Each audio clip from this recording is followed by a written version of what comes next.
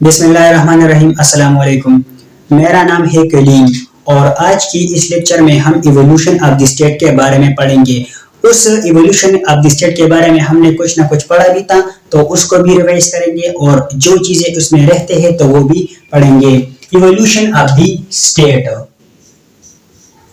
Evolution state जो है वो किस तरह बना, वो किस तरह इवोल्व हुआ, तो उसके बारे में पढ़ेंगे।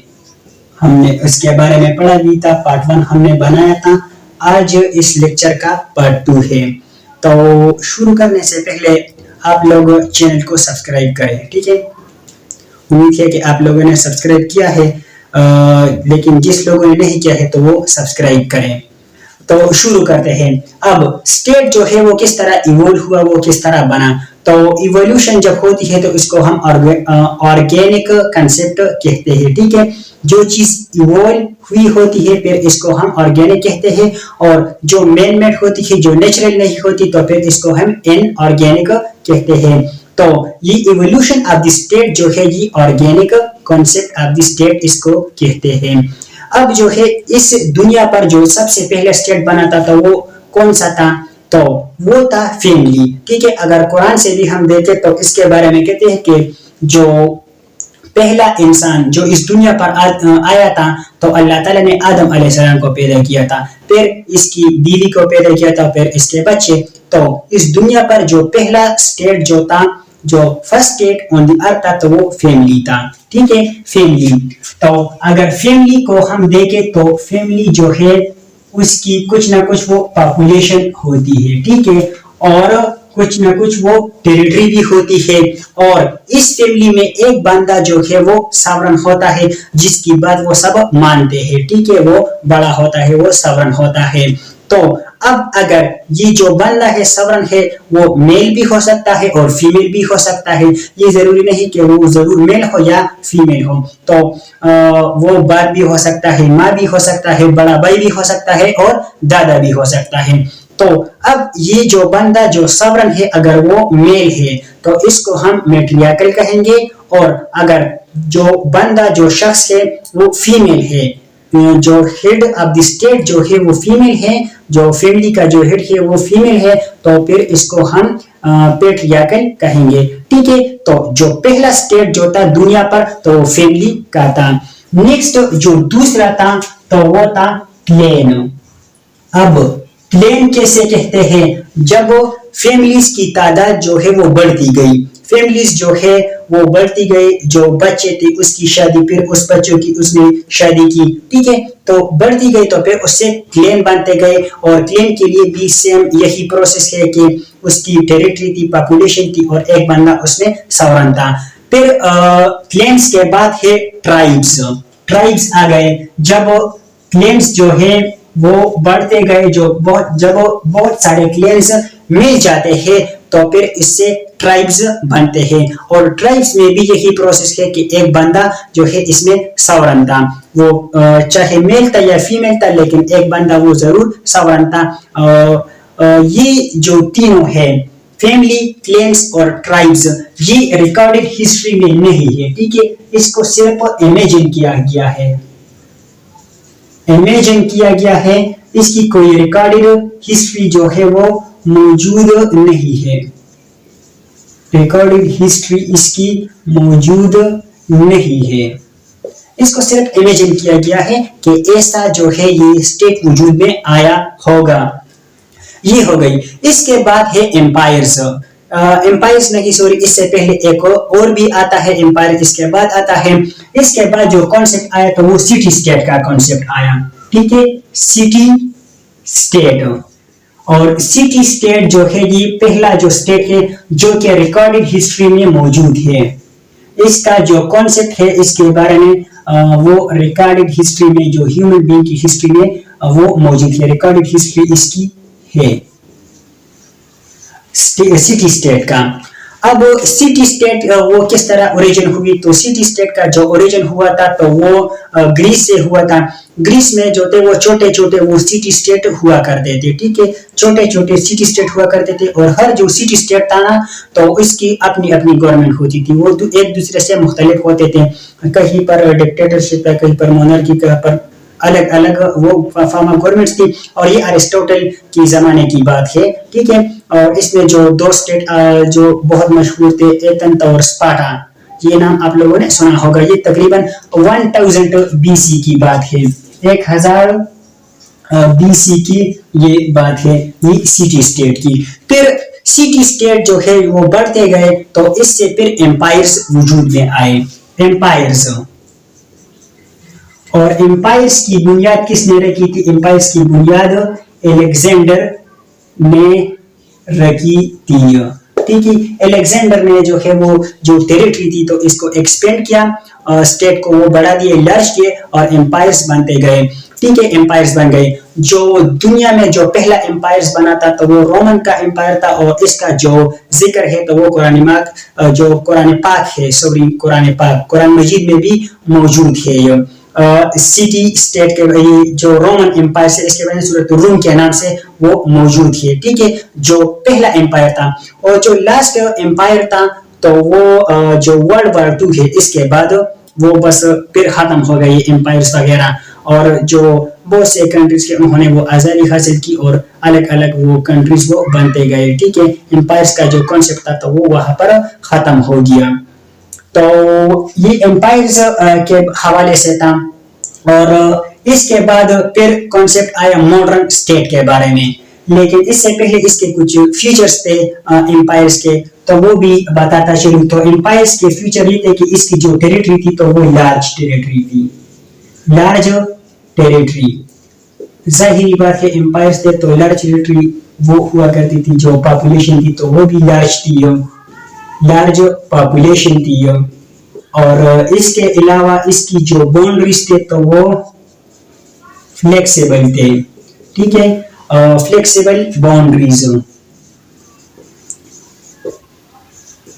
فلیکسیبل باؤنڈریز کا مطلب یہ ہے کہ ایک جو امپائر ہے اس کا جو باؤنڈری ہے, ٹھیک ہے, وہ دوسرے امپائر کے ساتھ وہ جھگڑا کرتا تھا اور اس سے وہ ایریا وہ قبضہ کر لیتا تھا. تو آٹومیٹکلی یہ جو امپائر ہے اس کی جو ایریا ہے تو وہ بڑھے گی نا. تو جو باؤنڈریز تھے تو وہ فلیکسیبل تھے, اور ایسا بھی تھا جو اس کے جو باؤنڈریز فلیکسیبل تھے, اور اس کے فلوئڈ, اس کے جو بارڈرز تھے تو وہ فلوئڈ تھے, یا فلیکسیبل اس کو بھی کہتے ہیں فلوئڈ بارڈر.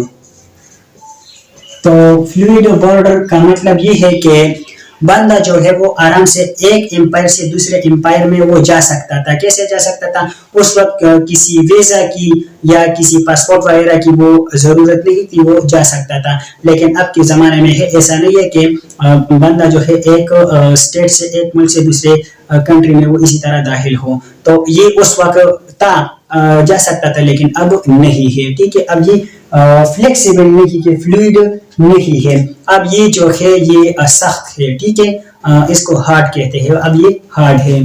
تو امپائرز کے بعد اب آگے بڑھتے ہیں. تو امپائرز کے بعد پھر ماڈرن اسٹیٹ کا کانسیپٹ آیا. ماڈرن اسٹیٹ, تو ماڈرن اسٹیٹ کا کانسیپٹ جو ہے وہی ہے جس کو نیشن اسٹیٹ بھی کہا جاتا ہے. ماڈرن اسٹیٹ کو نیشن اسٹیٹ بھی کہا جاتا ہے. اور ماڈرن اسٹیٹ کون سے اسٹیٹ ہے؟ وہ اسٹیٹ جس میں ہم آج کل رہ رہے ہیں تو وہ ماڈرن اسٹیٹ ہے. ماڈرن اسٹیٹ, اس کو نیشن اسٹیٹ بھی کہتے ہیں. تو وہ اسٹیٹ جس میں ہم آج کل رہ رہے ہیں, ابھی رہ رہے ہیں, تو یہ جو ہے ماڈرن اسٹیٹ ہے. یہ ماڈرن اسٹیٹ کا کانسیپٹ یہ کس طرح آیا؟ تو جو امپائرز تھے, بہت سے امپائرز تھے, تو ان کے درمیان جھگڑا ہوا. ٹھیک ہے, بہت سے جھگڑے ہوتے گئے, اور یہ جھگڑے جو ہے یہ تقریباً 30 ایئرز تک ان کے درمیان جھگڑے ہوتے رہے.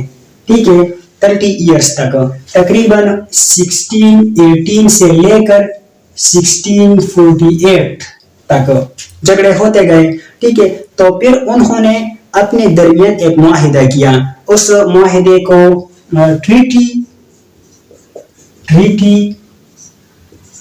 ऑफ वेस्टफेलिया कहा जाता है, या इसको पीस ऑफ वेस्टफेलिया भी कहा जाता है। तो उन्होंने अपने दरमियान जो है एक मुआहिदा किया, ठीक है। जब बहुत ज्यादा झगड़े होते गए तो फिर एक मुआहिदा किया, फिर उस मुआहिदे में क्या क्या बातें हुई थी उसके कुछ फीचर्स देखते हैं। तो इसमें नंबर 1 था नेशनहुड के बारे में। अब नेशनहुड का क्या मतलब है? नेशनहुड का मतलब ये है कि एक कंट्री है तो उस कंट्री में जितने भी लोग रहते हैं तो वो एक कौम, एक नेशन कहलाएगी, ठीक है। अगर पाकिस्तान की बात करें तो पाकिस्तान में मुख्तलिफ मजहब के लोग रहते हैं, मुख्तलिफ जुबान बोलने वाले लोग रहते हैं। इसमें पंजाबी भी है, पठान भी है, सिंधी भी है, बलोची भी है, कश्मीरी, मुख्तलिफ लोग हैं, लेकिन वो एक कौम कहलाती है। अब अगर पंजाबी किसी मुल्क में जाए, किसी कंट्री में जाए और कोई शख्स इससे पूछे कि आप कौन हो, तो वो ये नहीं कहे कि मैं पंजाबी हूँ, वो कहे कि मैं पाकिस्तानी हूँ, या पठान बंदा जाए या पंजाबी या बलूची बंदा जाए तो वो कहेगा कि मैं पाकिस्तानी हूँ। तो इसमें ये कहा गया कि एक टेरिटरी के अंदर, एक कंट्री या एक स्टेट के अंदर जितने भी लोग होंगे तो वो एक नेशनहुड कहलाएगी। और ये इस पर डिपेंड नहीं करेगा, ये नहीं कि रिलीजन पर या कास्ट पर या इस चीजों पर नहीं, बस एक नेशन कहलाएगी, ठीक है। जैसे कि 1947 से पहले, आजादी से पहले जो दो कौमी नजरिया पेश किया था कि हिंदुस्तान में जो है वो दो जो नेशन है वो आबाद है, ठीक है। तो इनको अलग अलग किया जाए, हमें अलग अलग किया जाए, जो दो कौमी नजरिया पेश किया था, जो फिर पाकिस्तान को अलग किया और इंडिया को अलग किया। अब पाकिस्तान एक अलग नेशन है और इंडिया एक अलग नेशन है, ठीक है। तो नेशनहुड का कॉन्सेप्ट दिया था। दूसरा इसमें था सॉवरेनिटी के बारे में, कि सॉवरेनिटी के बारे में कहा गया था कि अब ये जो स्टेट बन गया तो इस स्टेट में जो लोग होंगे तो वो सॉवरेन होंगे। ये स्टेट जो है ये इंटरनल और एक्सटर्नल दोनों अफेयर से वो सॉवरेन होगा। ये किसी दूसरा जो स्टेट है इसके दबाव में आकर कोई फैसला नहीं करेगा, अपनी मर्जी से ये काम करेगा, कोई भी इस पर कोई दबाव नहीं डाल सकता। या इस स्टेट के अंदर, इस टेरिटरी के अंदर जितने भी लोग रह रहे हैं तो वो भी सॉवरेन होंगे, उसकी अपनी मर्जी होगी, अपनी वो किसी मतलब इसको दबाव नहीं कर सकता, किसी को वो कोई शख्स जो है इसको दबाव नहीं कर सकता, जो लोग इस टेरिटरी के अंदर रह रहे हैं।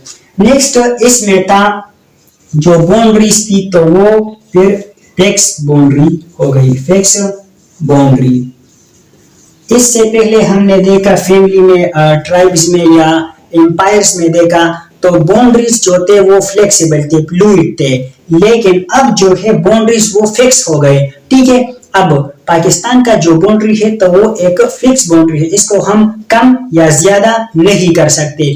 अगर एक बंदा जो है, जो हेड ऑफ द स्टेट है, वो इससे बात करे और ज्यादा करना भी चाहिए लेकिन वो अकेले नहीं कर सकते, इसके लिए फिर रूल्स रेगुलेशन वगैरह है, तो ऐसा जो है वो कम या ज्यादा नहीं हो सकता। बाउंड्रीज जो है अब फ्लेक्सिबल है और एक बंदा जो है अब ऐसा वो जो स्टेट है वो दूसरे स्टेट में जा भी नहीं सकता, उसके लिए प्रॉपर वो वीजा वगैरह वो की जरूरत होती है, ठीक है। वीजा ये चीजें जरूरत होती है, लेकिन पहले जमाने में इसी तरह नहीं हुआ करता था।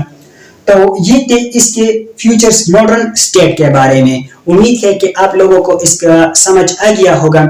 इंशाल्लाह नेक्स्ट लेक्चर में हम जो है इसके बारे में, जो स्टेट के बारे में थ्योरीज है, मुख्तलिफ थ्योरीज है, डिवाइन थ्योरी है, फोर्स थ्योरी है, सोशल कॉन्ट्रैक्ट थ्योरी है, तो वो पढ़ेंगे। और अगर आप लोगों ने अभी तक भी हमारे चैनल को सब्सक्राइब नहीं किया है तो अभी सब्सक्राइब करें। इंशाल्लाह मिलते हैं नेक्स्ट वीडियो में, तब तक के लिए दीजिए इजाजत। अल्लाह हाफिज।